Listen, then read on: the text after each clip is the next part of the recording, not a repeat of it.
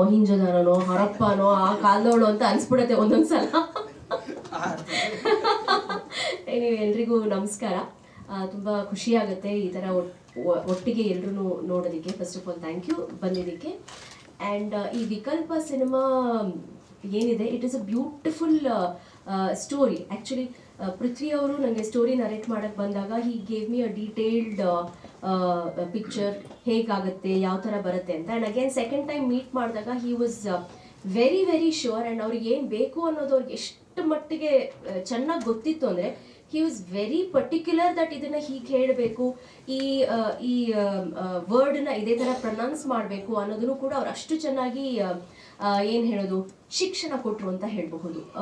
That way. ಹಾಗಾಗಿ ಈ ಪಾತ್ರ, ನನ್ನ ಪಾತ್ರ ಬಂದು ಸೈಕ್ಯಾಟ್ರಿಸ್ಟ್ ಪಾತ್ರ ಈ ಚಿತ್ರದಲ್ಲಿ.